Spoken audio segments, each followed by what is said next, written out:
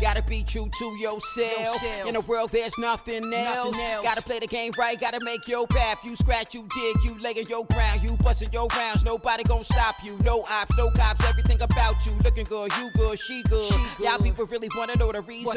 It's that ripple effect. That's just that ripple. That's just that ripple effect. What you do, come back. KDOT back in Ripple Effect. Here's what it is, and you already know the vibes. Shout out to all the supporters. Appreciate everything y'all already know. Told y'all to check out the store Etsy. That's the Ripple Effect WK. All caps, no space. Made it super easy. Check it out. Holidays are coming up. You already know you'll get some nice gear. Trust me. But you already know NBA is here. My Knicks, man, my Knicks. This is what I'm gonna tell you. I'm gonna tell you like I told you yesterday, if you weren't listening. And if you weren't listening, then I guess you're hearing this for the first time. But if you know me, we need to make a trade, guys. We need to make a trade now. Embiid is pissed. I don't care if, people think I'm reading too much into it or that's not his personal thing. He's pissed. I can tell you that right now. He's going through another Ben Simmons situation. And although it may not be exactly the same, but it's the same in the sense that he's trying to win and he has someone on his team that wants out. Same. Whatever the situation is, it doesn't matter. The point is, you have a reigning MVP that's running out of time in the sense of, being that guy to carry that team, the drive on the bus mentality is Charles Barkley would say. And we're squandering it because why? Because deals being made in the off season and GM's not living up to said promise and other players just walking out not only on the GM but on the players, and who's that really affecting the most? Obviously the players, Embiid in particular. And the Knicks, and if you saw the way they played last night, I mean, we can pick away and we could talk about the Celtics and how they didn't look like themselves, especially Jaylen Brown in particular. Tatum was great, awesome, exactly what we expected. Drew Holiday, you can tell he's still feeling things getting to the Knicks. But when the Knicks went on that run in particular to get back into the game, because it looked like they were just not in the game, most of it. And who was on the court? It wasn't any of the players that we were talking about trading for said Embiid, right? Because I know everybody was saying, no, there's too many players that's going to impact the team. And, listen, if we're not trying to beat the Celtics ultimately, in a 7-game series, or the Bucks in these, then what are we even doing?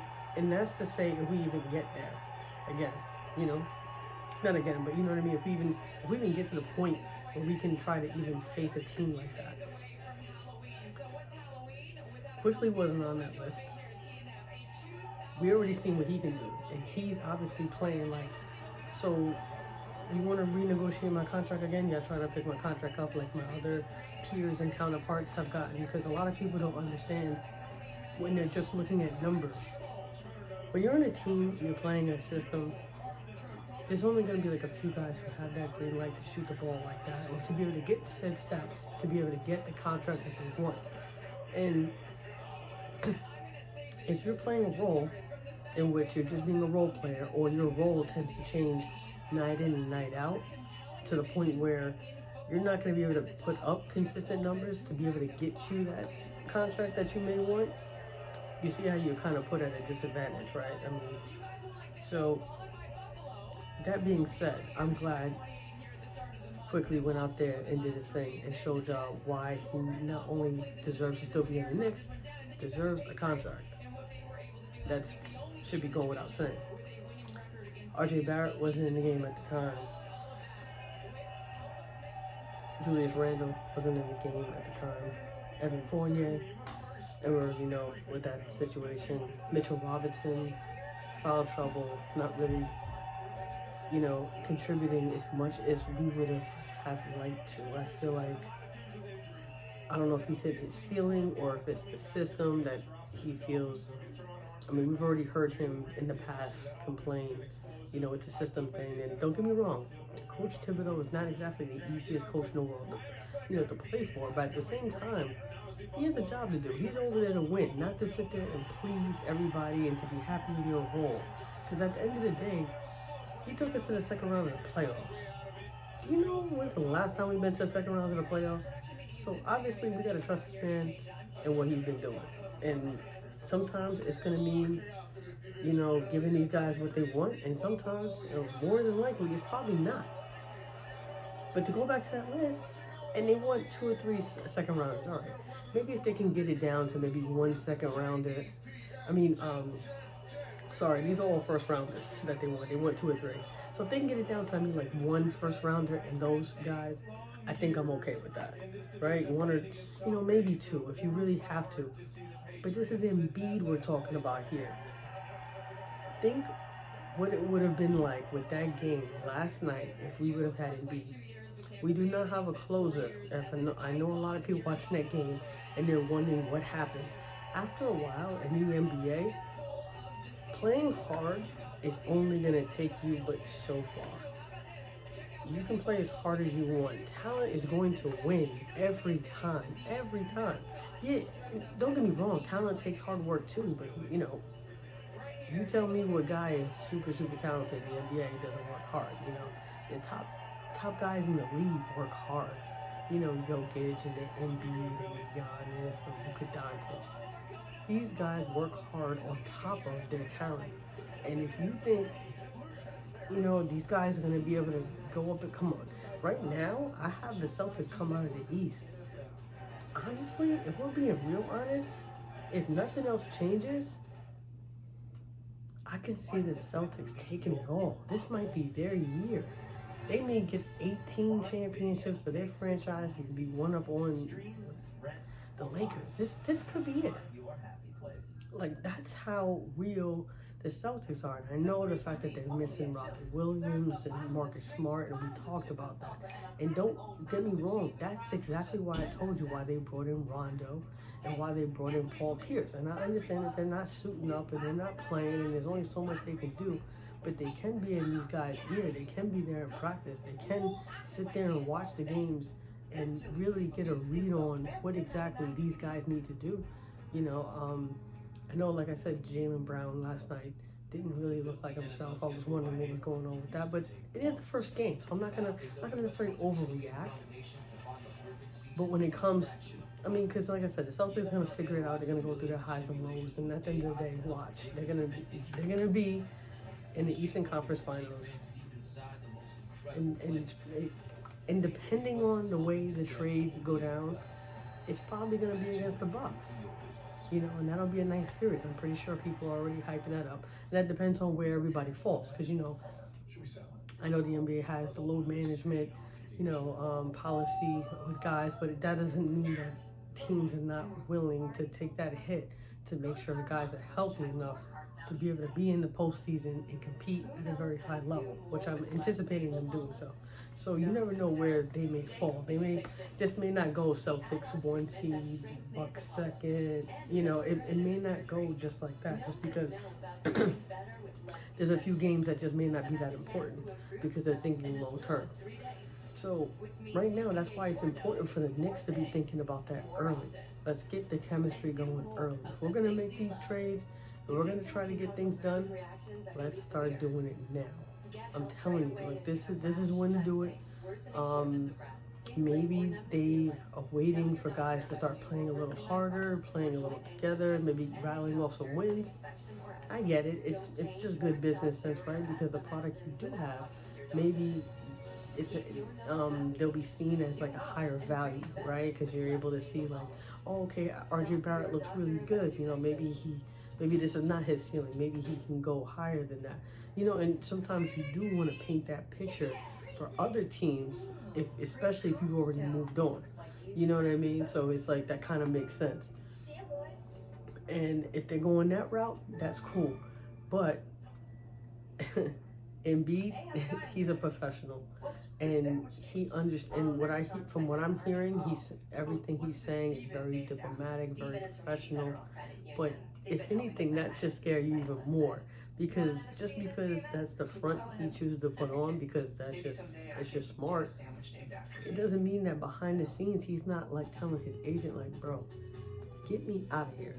If you find a suitable situation sooner than later, please do it. You know what I mean? So, in other words, I don't want the Knicks to miss the boat on this one. This is huge. If we can land and I know everybody had their mixed feelings, and I'm pretty sure after y'all saw the game last night, y'all were like, yeah, I think I'm ready for the trade. You know what I mean? And don't wait until Embiid goes somewhere else. Let's not wait till the off season and seeing what's out there when everybody's mind's already being made up. This is our first time in a long time to not get a superstar that's like past their prime, or maybe just, or what Porzingis did to us, right? We needed that. The Porzingis we saw last night, very irritating, by the way. That 30-point game that you had with the block and this. Yeah, that's what we want. That's what we thought we were getting. We were calling you the unicorn and all this. You know what I mean? Like, that's what we thought we were getting. But sometimes things don't work out like that, and that's fine. But Embiid is the reigning MVP. He was just the MVP last season. We need to get him now. That's what we want to get him. Don't talk to me in 3 or 4 years when y'all want to talk about getting Embiid done. I don't want to hear that. Let's not do that. That's not a good idea. Very Knicks-like, but I'm not with it. I'm not cool with that,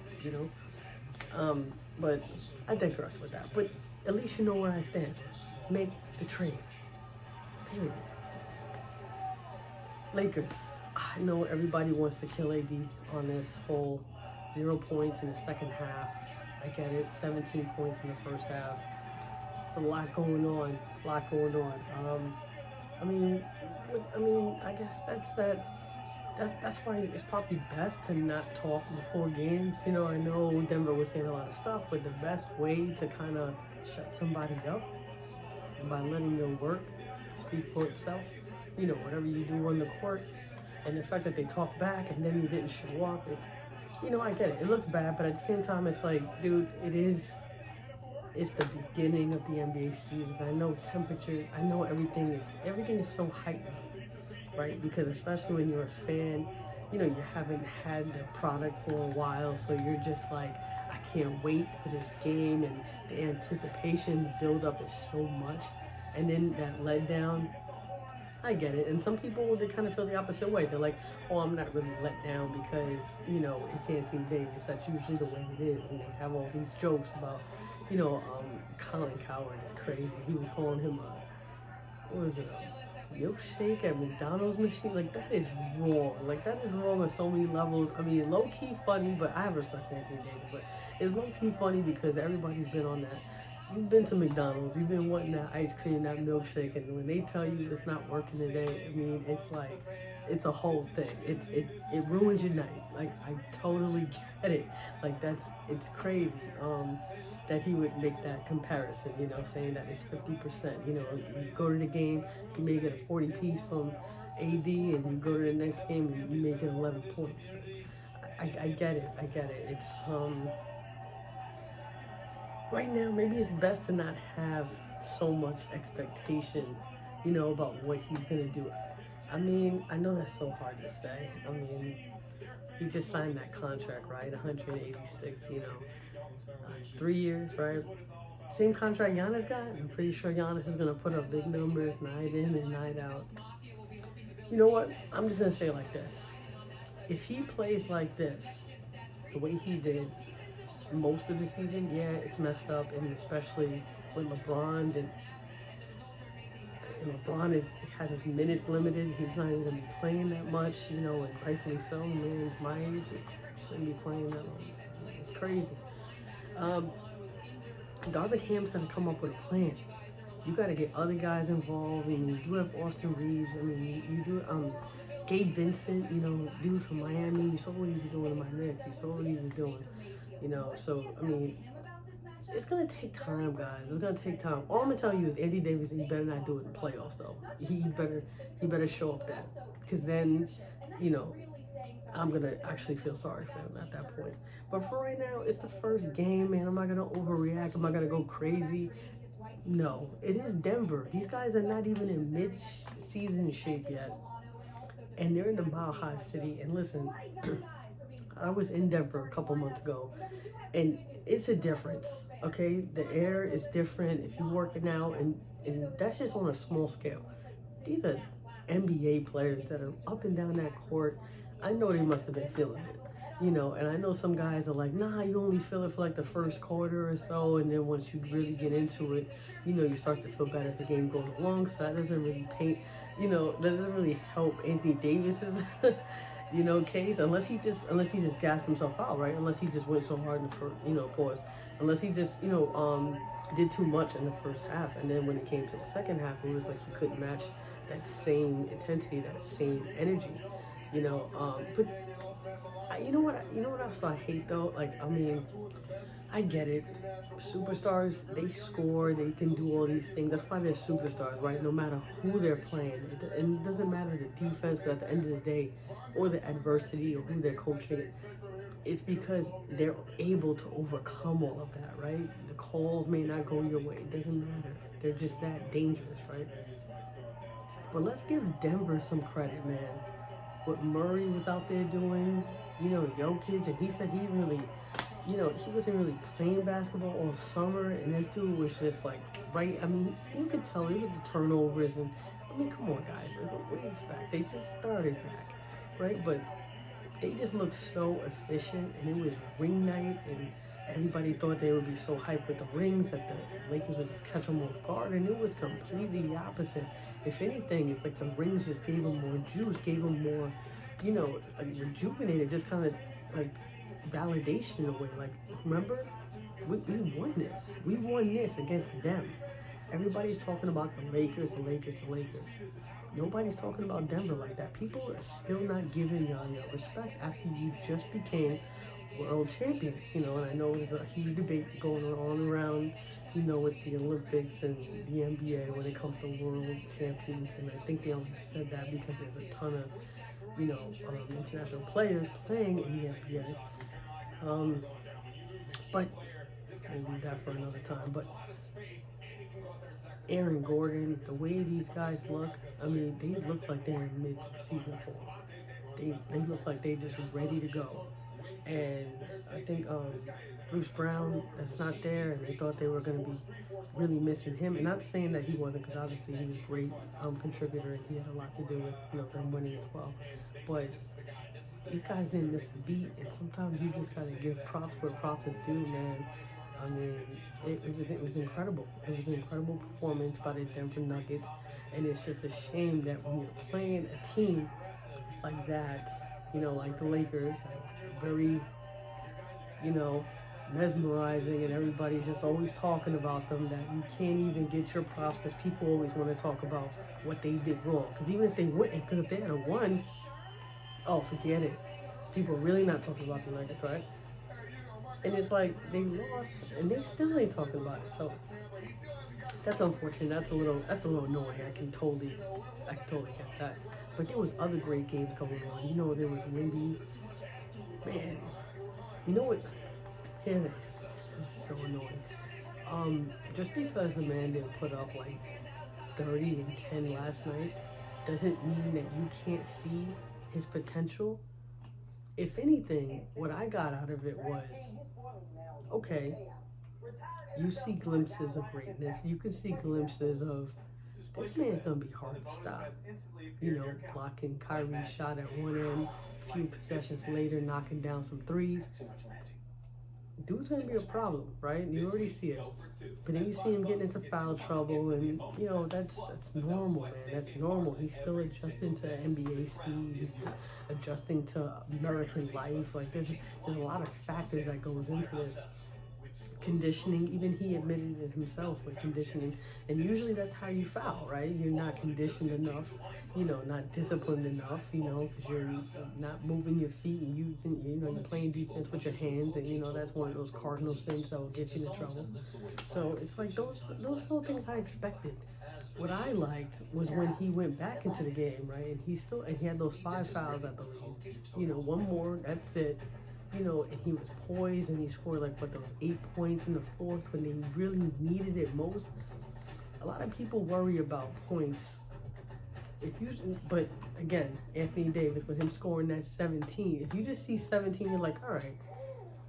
But if you really break down where those points are scored, that's more so the problem, right? Because if he had to spread it out, maybe they'd say something, but they probably wouldn't say as much. Stuff like that matters, right? But this kid, he was able to keep, his wits about him and still kind of just say, okay, I have these fouls. My team needs me. I got to step up. I can't be in my head about it. I'm just going to go get these points. And he's just pulling up, fade away. I'm just like, man, this dude, we're all talking about the physical specimen of him being 7'4", his ability to dribble, the way guys, even his peers are saying in the NBA, 7'4", you're not supposed to be able to move like that. You know what I mean? That's why we keep saying this is something we've never seen before, because we have never seen something like this before. Not the fade away, the step back. We haven't seen that. Not from a 7'4" dude. This is incredible. This is something that, I know people were joking around, is it going to be one of those games where you remember where you were when you were watching it? I mean, I will, because I had statistics homework, and it was a lot of it, so I had to kind of go back and forth with it. But yeah, I'm going to remember that, because I'm going to remember this dude being able to have the mental fortitude to keep himself together when his team needed him most. And yeah, Luka spoiled it, so did Kyrie, right? And they won the game. But that shouldn't be the takeaway, because Luka and Kyrie are established. These are what we expect that from them. You know what I mean? Don't get me wrong, that doesn't take away from their greatness. It was fun watching, Luka put the game away with the dagger 3. But that is so Luka. You know what I mean? He did that in the playoff series. That's not unfamiliar. What was unfamiliar is not knowing how this rookie was gonna perform, knowing he had 5 fouls when his team needed him the most, and he was still able to carry his team as much as he could, through all that, and make those timely baskets and those timely shots going back and forth with Dallas. To me, that's all I needed to see, because a guy just putting up numbers, not being able to show up when it mattered most. Because what did everybody used to say about LeBron? Because everybody wants to compare careers, and it's annoying, but we're going to compare. Oh, by the way, Tim Duncan, right, his rookie game, he had about the same amount of points that Wemby had. He may have had 5 more rebounds than him, but Wemby also had a block and a steal. He had little stats, right? Now LeBron, I think he had 28, don't quote me, but he was in his high 20s, right? And he, LeBron, he could fill up a stat sheet no matter what year he was playing, and that was more impressive about him. But the knock on him was, and I'm not saying me, I mean, probably was, but I'm just saying people always had something to say. They were saying when it came to the fourth quarter, he couldn't perform, right? They made that joke, if you had a dollar, you're looking for change, and LeBron only gave you 3 quarters. Playing around he only could give you 3 quarters because he wasn't there in the fourth. You know what I mean? And I'm not trying to, messing around, but I'm just saying people are always going to say something. You know what I mean? When it comes to a young fella's game, especially when they want him to be the next best thing. I thought Victor Wembanyama had a phenomenal game in the sense of he's a rookie, he is still learning, he's not even from here, and all the attention that he's gotten since he's been here, even getting caught up with the Britney Spears thing, with her tapping him and the security going crazy, if it wasn't one thing, it was another. You know, and Wemby coming out in summer league, not having the best first game, you know, and still having the. I mean, it was a lot of attention, a lot of focus, and it was destiny that he ended up with this San Antonio Spurs, because with Greg Popovich and his staff and what they're going to be able to do and understanding how to be a pro, that's number one. The game is, they drafted you number one overall for a reason. We know you're that dude. We know you're talented. But knowing how to be a pro, knowing how to approach the media, knowing how to keep your mind, you know what I mean, focused on the goal at hand and not getting too caught up in what's going on around you. And he did just that in one night. And everybody just worries about the fact that he scored like 15 points. I'm like, man, like it just goes to show you, like I made the comparison about LeBron. Like, it just doesn't matter. Sometimes people are just gonna say things just to say it. You know what I mean? It doesn't even need to be valid. So I mean, look where LeBron is now, right? I mean, look at Tim Duncan. Come on. And Wemby is hopefully on that same path. And from my eyes, from where I'm sitting, he is. So, I mean, just appreciate it while it's here. I'm telling you, you know, everybody's ready to pick a side. And telling you, appreciate greatness, because when it's gone and like when LeBron leaves, man, you're not going to be making those jokes, man. You're going to be sad. I'm telling you, appreciate his greatness. And more importantly, please, Anthony Davis, step up so LeBron can save himself for when you guys are going to need him most. I'm just saying, like, I'm sure everybody's thinking. But to switch over to a little bit of NFL, people are asking me, am I concerned about Cleveland Browns? Yeah, I mean, it's weird to be concerned about a team that's 4-2, right? I should be worrying about my own team, right? But we ain't got time for that. Just start Tyrod Taylor and let Danny Dimes sit for the rest of the year. It's a neck injury, right? We should be very, very cautious about that. Cautious. Shouldn't take any chances about that. You know, I believe that's what they did with Matt Stafford. I don't know if it was a similar injury, but Matt Stafford was a little bit also different because he had the concussions to follow up on that. But the point is, Deshaun Watson, he has a huge contract. We talked about this. I know everybody's talking about $230 million guaranteed, resetting the market, driving everybody nuts, making, you know, Lamar Jackson having to do these contract negotiations about what he deserves because of said contract. It was a lot. It was a lot. And now to see that he's probably injured, the rotator cuff, we're not really sure how serious it is. And first it was the concussion. You know, these different reports, but I mean, to make a long story short, I guess he's not playing. And we're not even really sure about how serious it was. But once I saw that they're signing PJ Walker, you know, at QB, and I'm like, oh, so the guy that came in last Sunday and won, even though Deshaun Watson was not only effective, you know,